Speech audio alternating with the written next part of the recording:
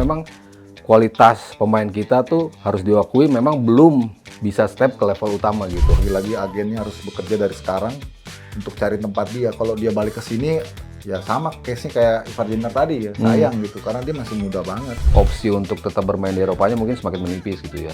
Dan ketika dia memilih opsi ke sini, kebayang sih kalau dia tandeman sama Tom Haye di tengah. Kalau sampai ke sini kecelakaan.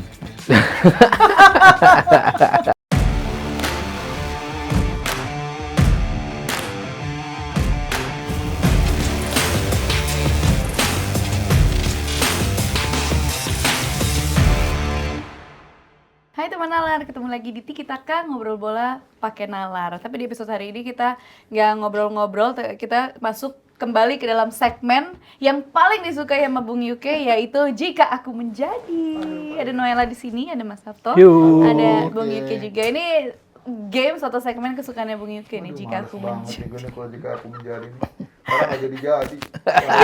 Yang ada jadi-jadian. Iya. Ya, Jika terus nih. jika nggak apa-apa, Ini jika berarti dulu ini deh. mengajarkan kita selalu bermimpi. Iya, Jadi betul. mimpi terus. Kan Jangan bangun-bangun. berawal dari mimpi. Iya kan, berawal dari mimpi. Jadi nanti Berawal dari mimpi, enggak gitu kan? asik. Berawal dari Mata. tatap ya? Dari mata. Berawal dari mata. Iya, mata. Ya udah, ini bukan berpacu dalam melodi ya. Anyway, ini tetap masih Jika Aku Menjadi.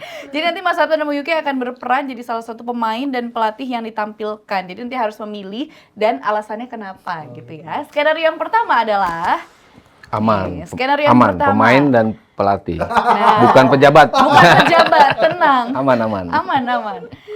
Tapi Skenario ini yang nggak aman pertama. karena klubnya ini yo. Nah. Dibentur-benturin nih masih. Aduh, Ivar Jenner memutuskan tidak akan memperpanjang kontraknya lagi setelah 5 musim berseragam FC Utrecht. Dari kabar ini ada rumor cukup kencang kalau beberapa klub Indonesia Super League dikabarkan tertarik untuk mendatangkan Ivar. Jika aku menjadi Ivar Jenner, aku akan memilih bergabung ke A. Persija Jakarta, B. Dewa United, C. Klub Liga 1 lainnya, D. Tetap berjuang di Eropa. Tetap berjuang di Eropa lah, kalau bisa ya. Kenapa tuh Bung? Ya soalnya kan memang dia bisa seperti sekarang mainnya sangat influensial, baik di senior, di kelompok umur, dia benar-benar nunjukin Ivar Jenner yang sekarang kita kenal gitu. Itu kan karena hasil dari karirnya di Eropa gitu, dan usianya masih sangat muda. Oke, kalau udah 5 tahun mentok kayaknya ya, kalau terus bertahan bersama Utrecht, kayaknya dia perlu tantangan baru. Ya ini kembali lagi ya ke agennya juga, harus pinter-pinter. Kalau gue yakin sih seusia semuda dia, terus dengan track recordnya dia, portfolionya dia, masih tetap punya nilai gitu di Eropa. Ya mungkin nggak di Liga 1 mungkin ya di Eropanya, tapi masih bisa di Belgia, masih bisa ya pokoknya di Eropa lah. Gitu sih kalau menurut gue. Kalau Mas Sabto? Iya sih. Jika aku menjadi Ivar Jenner, aku akan tetap bermain sepak bola. di mana? Kayaknya sama sih sama Yuke. Tetap berjuang di Eropa. Karena usianya masih muda ya. Oke. Kalau bukan berarti jelek untuk bermain di Liga Indonesia, enggak. Kan kebukti kalau levelnya Eropa, main di sini emang langsung OP banget ya. Kalau kita ngelihat Tom Haye, lalu ngelihat Eliano, kan jadi standar yang tertingginya lah di klub di Indonesia gitu, dan setiap main pasti mereka influential gitu. Kalau dia masuk ke salah satu klub di sini, entah itu Persija atau Dewa, ya pasti akan membawa impact yang besar buat klub itu gitu. Cuman kan usia dia masih berpotensi untuk tetap bermain di Eropa gitu. Karena memang dia susah untuk menembus Utrecht utama, wajar kalau dia nggak mau perpanjang kontrak. Kalau gue tetap ditaruh di Jong Utrecht lagi, ya gue udah lama di sini gitu. Gue nggak ada progres ke atas gitu. Dan mungkin manajemen Utrecht belum melihat dia menjadi bagian yang mungkin pemainnya yang ada di situ di posisi dia masih belum bisa digeser. Bukan berarti dianya jelek gitu. Cuman kan kalau ada dua pemain yang sama kan mungkin gue pilih yang sini aja gitu. Jadi dia nggak bisa promosi ke atas gitu. Kalau dia bermain di at least di Eerste Divisi lah ya, di divisi kedua Belanda gitu, nggak masalah juga.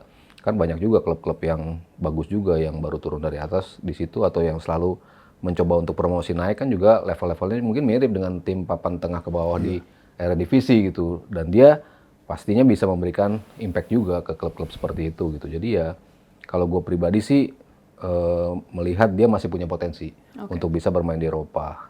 Kalau memang belum bisa menembus yang level tertinggi, ya nggak apa-apa di level kedua. Ya kayak Marcelino kan juga dulu di divisi 2 juga, terus si Joey Pelupesi juga kayak gitu juga. Banyak kok pemain-pemain yang di level kedua gitu. Dan bukan berarti level kedua Eropa jelek, karena memang kualitas pemain kita tuh harus diakui memang belum bisa step ke level utama gitu. Hanya eksepsional saja seperti Jayces. Jayces kan awalnya juga dari seri B, tapi akhirnya kan timnya bisa promosi dan akhirnya tim promosi berikutnya bisa ngambil dia lagi gitu di situ.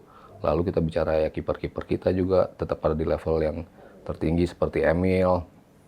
Kalau yang di level di bawahnya liganya nggak masalah juga karena secara kualitas ya mungkin sama pemain-pemain kita yang ada di timnas sekarang di level 2-nya berkompetisi di level yang sama gitu. Jadi ya masih ada potensi lah untuk dia tetap bertahan di Eropa. Ini kan Noe dan juga Hari muncul isu-isu seperti ini kan karena menjelang bursa transfer ya, pertama. Dan kedua, udah ada jurisprudensinya nih. Kalau mau dibilang pernah terjadi ya memang sudah terjadi gitu ya. Seperti misalnya Jens Raven, kemudian Rafael Strijk, Eliano kan pemain muda kan, yang akhirnya berlabuh di kita juga. Jadi muncul seperti ini, Ezra lebih awal lagi bahkan. Dan pilihannya kan kalau seperti ini, kita lihat memang dia ini kalau untuk klub Liga Indonesia ini bisa main di mana aja. Maksudnya nggak cuma di pilihan Persija atau Dewa, bahkan di Persib juga bisa gitu ya. Betul, Bali juga bisa gitu. Karena dia pemain yang versatile, dia bisa main di posisi mana aja. Apalagi core-nya memang di tengah kan. Kalau cara mainnya kita lihat kemarin kan, wah luar biasa gitu. Apalagi kalau dia dikasih kepercayaan penuh ya, wah menurut gue sih Dewa yang mungkin kalau untuk lokalnya yang lebih berambisi sih. Karena Dewa kan sekarang lagi deg-degser gitu ya. Posisinya dia yang gue kira yang bakal paling ngebet gitu cari pemain baru ya dari Dewa mungkin aja. Dan buat tim-tim atau pemain yang tampil di luar kan emang bisa dibilang ada di persimpangan. Misalnya dia pilihan keduanya adalah di Indonesia gitu kan. Karena ya harus diakuin susah lagi ketika lo masih muda balik udah di sini untuk naik lagi ke atas kan buktinya udah banyak gitu. Stefano, Lillipali juga gitu kan datangnya. Ezra juga Seperti itu. Dan dalam kasus ini ya mungkin Eliano sama Tom Haye udah nyaman di sini ya udah kayaknya untuk menapak lagi ke Eropa kayaknya berat. Mungkin kalaupun bisa abroad ya yang di kedeket kali ya. Thailand paling atau Liga Kedua Asia bisa jadi juga seperti itu gitu. Makanya ya pemain di usia dia itu kan emang berat pilihannya. Lo kalau ke sini ya lo akan mendapatkan segalanya lah ya. Lo akan jadi pemain terbaik lo juga di sini. Lo akan mendapatkan segalanya di sini dengan segala macam kenyamanan gitu. Cuman kan kalau lo masih berharap bisa bermain di Eropa, ya di usia segini memang belum saatnya sih ke Liga Indonesia. Iya, kalau sampai ke sini kecelakaan. Ouch. Atau dia memang di sananya udah susah untuk untuk dicarikan gitu ya. Kayak contohnya misalnya Rafael Strijk kan mungkin juga bukan nggak ada effort, mungkin dengan nawar-nawarin tapi lihat CV-nya dia, jam bermainnya dia di klub awalnya memang sedikit, jadi ya sulit ya akhirnya dia kesini. Bener tadi kata Hari bilang kalau udah kesini itu Quo Vadisnya atau ponisnya udah lu bakalan di sini. Makin susah ya untuk keluar. Karena nggak ada buktinya yang dari sini bisa cabut lagi. Ya paling kan yang deket-deket kayak Pratama Arhan, akhirnya ke Thailand, Asnawi akhirnya ke Thailand, Shane sama si siapa? Sandy Walsh, Buriram juga gitu. Jadi ya yang deket-deket mungkin bisa gitu. Cuman kalau untuk dari sini terus abroad lagi yang di Eropa kayaknya sulit berat. Berarti kamu berjuang di sana dulu aja, Ivar. Tetap di Eropa ya. Tetap di Eropa. Kompak nih jawabannya. Kalau tapi yang ini nggak harus kompak ya. Mas Sabto sama Bung Yoke bebas. Joey Pelupesi juga dirumorkan akan bergabung ke salah satu klub besar di Indonesia Super League. Jika aku menjadi Joey Pelupesi, aku akan memilih bergabung ke Dewa United, Persib, klub Liga 1 lainnya, atau tetap berjuang di Eropa juga.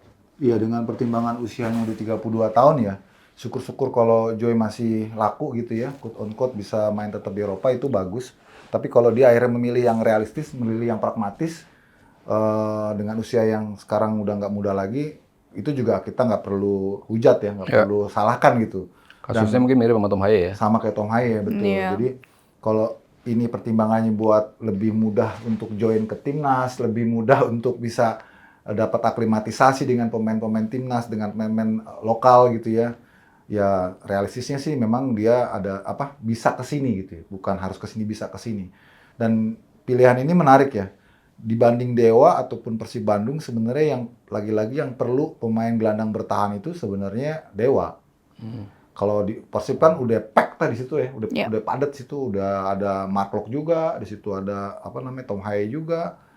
Jadi kalau Dewa kan memang sebelumnya kita sempat bahas sih bagaimana Dewa ini kan rentannya itu kan di gelandang bertahan, dia nggak punya gelandang bertahan murni. Transisinya kena mulu dia. Iya, jadi perlu pemain kayak dia gitu loh. Ya tergantung kuat-kuatan finansial sih kalau mau mengambil dia. Dan lagi-lagi Ini dua-duanya timnya main di internasional lagi ya? Iya, dua-duanya main ACL 2 Di ACL 2 sama Challenge League ya? Challenge League. Dan kalau dua klub ini emang aim-nya untuk bisa berbicara di level regional, emang keren sih kalau bisa dapat Joey. Dan Joey emang gue bilang di usia segini opsi untuk tetap bermain di Eropanya mungkin semakin menipis gitu ya. Dan ketika dia memilih opsi ke sini, kebayang sih kalau dia tandeman sama Tom Haye di tengah. Wah. Itu Persib ngelawan sih, bisa ngelawan lah kalau Betul. di Asia. Bisa jadi super klub tuh Iya. Persib ya. Kayak dulu Ajax ataupun juga Bayern Munchen ya, timnasnya kan baru dari mereka kan. Iya. JDT gitu kan. JDT Kalau di Malaysia gitu.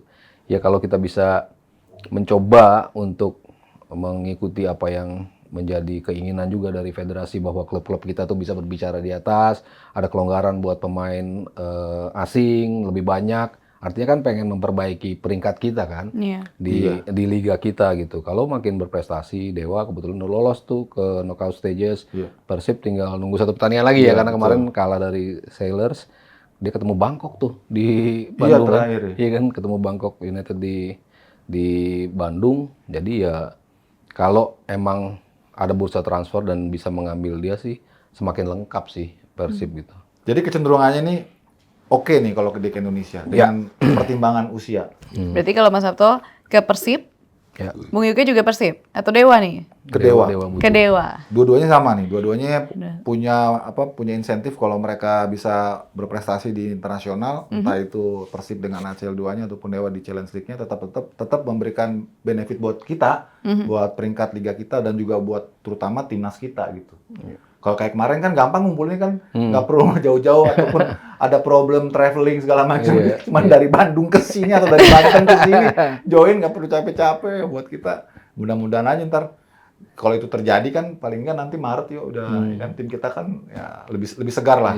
Kalau Dewa melihat kesempatan kan peluang pesaingnya nggak kuat-kuat ya. Bisa dibilang di tuh Challenge League ya. Di Challenge League tuh kesempatan mereka menjadi juara dan Besar akhirnya tuh. mendapatkan kesempatan satu slot di ACL 2-nya karena mereka juara di sini ya. Itu yang harus diseriusin sama Dewa. Kalau memang tadi kan masalahnya adalah lini tengah ya, transisi ketika mereka diserang balik itu kan sering banget bolong kan. Dewa tuh seperti itu, kalau ada Joey pasti lebih stabil lini tengahnya gitu. Kalau Persib mungkin untuk menjadi juara di ACL 2 berat juga. Ada Al Nassr juga di situ, tim-tim Jepangnya juga bagus-bagus, Koreanya juga lebih berat untuk berprestasi. Ya butuh juga sosok seperti dia gitu. Cuman kalau kita bicara kans untuk menjadi juara, ya kayaknya Dewa sih lebih besar ya peluangnya untuk menjadi juara di Dan Challenge. potensi untuk bongkar-bongkaran squad itu Dewa lebih besar. Potensi bongkar-bongkar squadnya ya. Sekarang istilahnya reshuffle tim. Kalau Persib tinggal matengin aja nih gitu kan. Mungkin kalau Persib mah lebih perlu penyerang sebetulnya. Strikernya itu dia. Striker ya. Karena kan memang si Ramon Tangki kurang begitu memberikan prestasi ya. Kecuali si Andre Jung aja gitu. Kemarin juga habis kalah ya. Yang lawan Lion City Sailor. Selanjutnya, skenario selanjutnya ini kan di sisi lain ada Mauro Zylstra juga ya yang memutuskan untuk tidak memperpanjang kontraknya lagi di Volendam karena kurangnya jam bermain. Nah, untuk itu juga aku menjadi Mauro, aku akan memilih bergabung ke A. Bali United, B. Persib Bandung, klub Liga 1 lainnya, atau tetap berjuang di Eropa juga. Iya, waktu pas dia dipanggil kan sebelum lawan Mali ya kemarin, itu kan dia sempat ditanya sama media tentang bagaimana masa depannya. Dia sendiri udah kelihatan gelisahnya gitu. Dia bilang ya saya memang saat ini nggak dapat kesempatan banyak di Volendam, kecuali bermain di U21-nya ya. U21-nya emang dia andalan gitu ya, bahkan bikin gol terus ya. Tapi kan pemain muda juga perlu waktu, perlu tempat buat main di senior supaya dia naik level kan. Nah, dari situ sih gua harap dia bisa dapetin link yang bagus, terutama lagi-lagi agennya harus bekerja dari sekarang untuk cari tempat dia. Kalau dia balik ke sini, ya sama case-nya kayak Ivar Jenner tadi ya, sayang gitu. Karena dia masih muda banget. Dan tipikalnya kan memang dia nomor 9 murni ya. Jadi itu kan langka lah. Sekarang tuh nomor 9 murni langka. Jadi ini sebetulnya potensi ya, sepanjang dia bisa dikaitkan dengan klub-klub di Eropa lainnya gitu. Kalau di Belanda aja memang kayaknya agak berat ya. Belanda pemain yang kayak gini banyak sih. Iya, modelan begini banyak. Banyak gitu. Dia harus cari jalan yang berbeda gitu. Gitu sih kalau gue mah. Harapin tetap di Eropa. Gue juga sih. Tetap di Balik Eropa lagi ya? karena usia lagi. Usianya masih sangat produktif.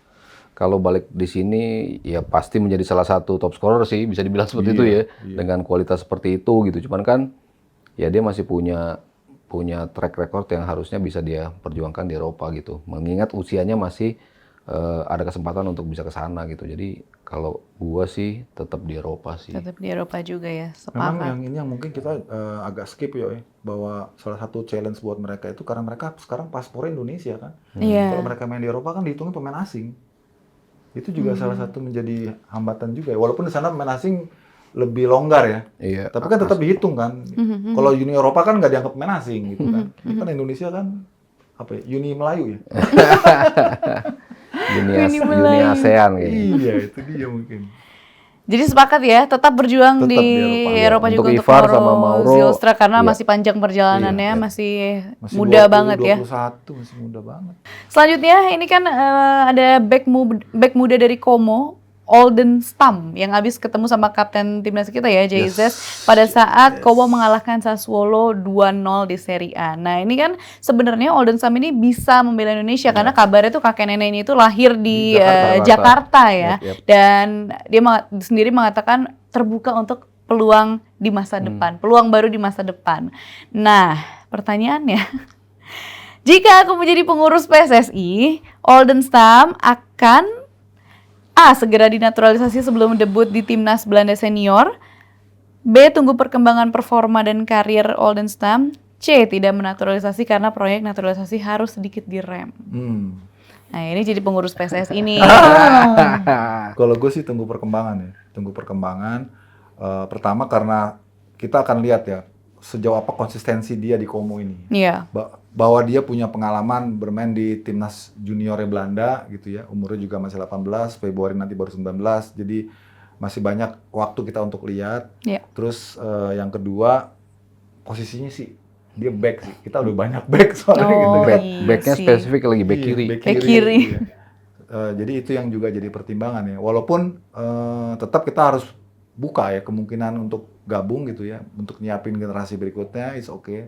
Tapi ya nggak usah terlalu terburu-buru juga. Kita lihat dulu aja nih sejauh apa perkembangan dia bisa konsisten nggak tuh di Como ya. Kalau misalnya dia oke, lebih mudah lah sebetulnya kan, tinggal Pak Erik ngomong sama Mirwan aja kan, kalau dirayu gitu kan, suruh join ke sini gitu. Sama Coach Dani sama Kurus, ya kan? Karena kan di Primaveranya kan sempet ngelatih juga gitu. Kalau kita ngelihat dia, kalau ngeliat track recordnya dari Zwolle, lalu lama di Ajax. Iya, Lo nggak sembarangan bisa masuk akademi Ajax gitu. Sementara dia cukup lama ada di situ. Lalu dari timnas, semua level udah dicicipi dengan jumlah pertandingan yang cukup banyak gitu. Kita bicara di Belanda U15, 16, 17, 18, sampai 19. Itu dia bisa main 7 kali, 6 kali, 10 kali, 9 kali. Dan artinya cukup sering dia dimainkan di timnas-timnas level usia gitu. Artinya kan dia punya quality yang menjanjikan. Kalau kita bicara pemain yang baru usianya 18. Lalu di posisi yang emang kita punya cukup banyak pemain di posisi itu ya. Calvin Verdong tipenya kan mirip. Dean James tipenya mirip juga. Sama juga nih sama Oldenstam, gaya bermainnya juga oke, sprintnya bagus, kemampuan asisnya yang dia tunjukin juga di level junior, sering banget dia kasih asis ke rekan-rekannya. Itu kan yang selalu kita pengen lihat dari Verdong dan juga Dean James gitu. Mungkin kalau Nathan Choaon ataupun Shane Patinama agak sedikit beda gitu kan. Dari gaya bermainnya mungkin dia lebih tebal di atribut defense-nya gitu. Sementara dia menawarkan something di sisi offense, which mirip dengan Verdong dan juga Dean James gitu. Untuk masuk ke Como juga nggak sembarangan juga. Dalam milih pemain sangat terukur. Bagaimana ya analisis mereka terhadap satu pemain tuh betul-betul diukur. Ya kalau orang bilang Moneyball untuk pemain-pemain baseball, diukur statistiknya gitu kan, apapun yang bisa menjadi acuan untuk melihat seorang pemain, itu dipakai juga sebenarnya dari Como. Jadi mereka bisa ngukur banget pemain-pemain yang sekuat apa, sebagus apa, kualitasnya satu-satu dibedah, makanya dia masuk radar untuk diambil dari Ajax gitu. Artinya dia punya potensi yang sangat bagus. Kalau langsung dinaturalisasi, ya tadi kan kita masih panjang lah dengan Verdong dan juga Dean James gitu. Untuk segera, kayaknya jangan dulu juga gitu. Tapi kan di ambang batas juga nih, dia udah di U19, Belanda tinggal, lu main di kita, tinggal itu doang kan, dikasih 1 cap saja gitu kan. Wow, kita udah langsung kehilangan dia. Karena kan mereka merasa di posisinya si Messilhers juga mereka dibilang harusnya dia bisa ada di posisi itu. Dean James juga mereka bilang layak sebetulnya ada di Belanda gitu. Ya mereka juga sekarang berpikir juga Indonesia tuh bisa menjadi penghambat dalam tanda kutip ya, karena ini potensi ada di timnas, resource-nya ada, tapi sewaktu-waktu mereka bisa pindah warga negara lain gitu. Nah dia sendiri pengen katanya untuk membela Indonesia karena dia punya roots cukup kuat, keturunan Suriname juga yang tentunya kaitannya erat dengan Indonesia, dan dia look up to banget ke J. Itzes gitu. Jadi segala macam atribut untuk menjadikan dia pemain Indonesia sih sebetulnya keren. Cuman ya balik lagi, gue setuju sama Yuke, tunggu perkembangan dulu. Lihat perkembangannya dulu. Tapi jangan lama-lama, nanti kalau kelamaan diambil Belanda. Keburu ditarik sama timnas Belanda ya. Lama ntar gosong. Sama timnas pusat. Nah kalau yang C, kayaknya enggak deh. Kayaknya proyek naturalisasi direm, gue kalau ngelihat roadmap PSSI yang mentargetkan 2030. Iya, itu kan lo nggak mungkin lo berharap pada Tom Haye, Jero Pelopesi yang pasti sudah berumur di saat 2030. Kalau kita aim-nya masih 2030, 2034, 2038, ya seperti pemain-pemain ini masih jelas dibutuhkan. Jadi, gitu. Intinya biarkanlah proyek naturalisasi itu secara natural terhenti sendirinya. Jadi udah habis sourcesnya. Iya, sampai habis source-nya baru. Jadi natural aja gitu. Jadi tunggu perkembangan. Tunggu perkembangan ya, berarti Bung Yuke juga sama, tunggu perkembangan. Lihat, tapi jangan terlalu lama juga. Nanti keburu timingnya harus pas. Harus pas timingnya. Oke, ini skenario terakhir untuk hari ini ya. Ini kita kilas balik sedikit ke saat uji coba Indonesia melawan Mali. Ini kan Coach Indra Syafri menurunkan 2 kiper untuk menjadi starter ya. 2 kiper berbeda, ada Dava Fasya sama Cahya Supriyadi. Jika aku menjadi Indra Syafri, kiper yang akan dijadikan starter adalah Cahya Supriyadi, Dava Fasya atau M. Ardiansyah. Iya, secara hierarki sudah jelas ya. Cahya Supriyadi adalah opsi pertama karena dia kemarin juga jadi andalannya Coach Indra waktu pegang timnas U20 ya. Jadi wajar kalau dia pasti jadi Sintayong U22 juga dia Betul.